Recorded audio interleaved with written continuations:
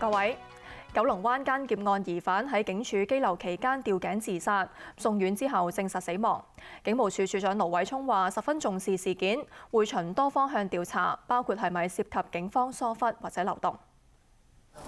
48歲姓林嘅疑犯星期三被拘捕，喺秀茂坪警署通宵扣查。佢涉嫌星期日凌晨喺九龍灣港鐵站附近奸劫一個女人。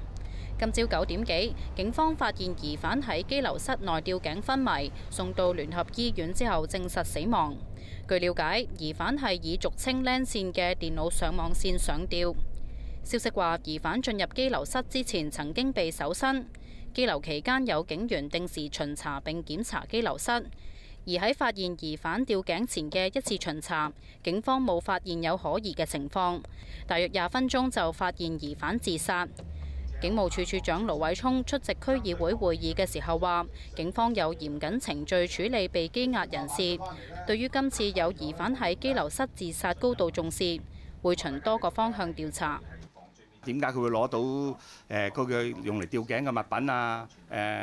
當時個程序有冇跟足啊？會翻睇所有警署內嘅錄影帶啦。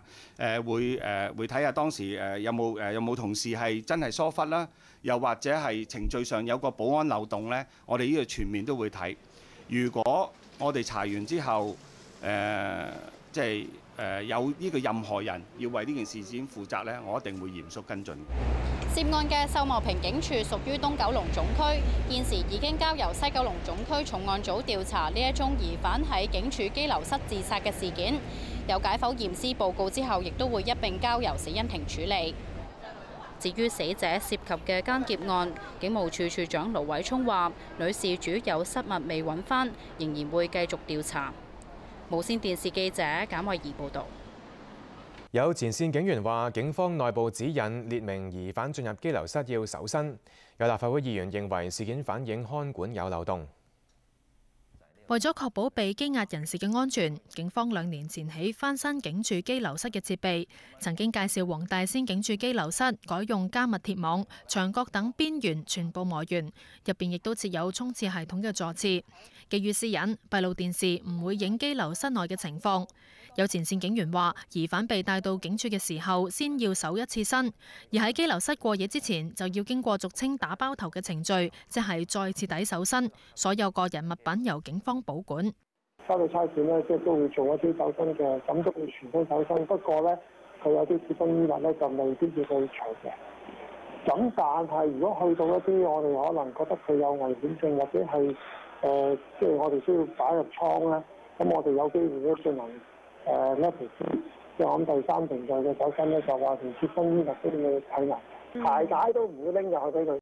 即係我哋嗰個水平咧，都高嘅。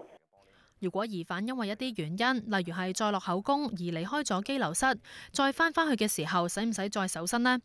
據了解，一般都會搜，但係咪要徹底搜身就視乎情況。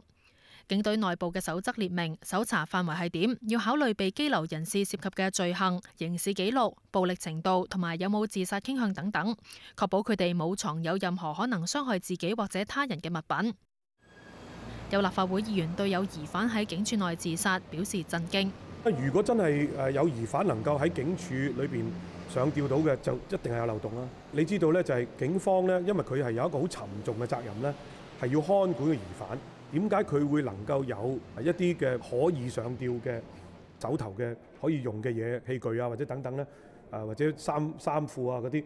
因為而家咧嗰啲設計去到咧係你直情係想擒上都擒唔到嘅。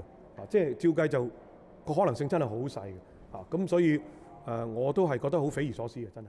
佢促請警方盡快向公眾交代事件。無線電視記者鄭瑞文報導。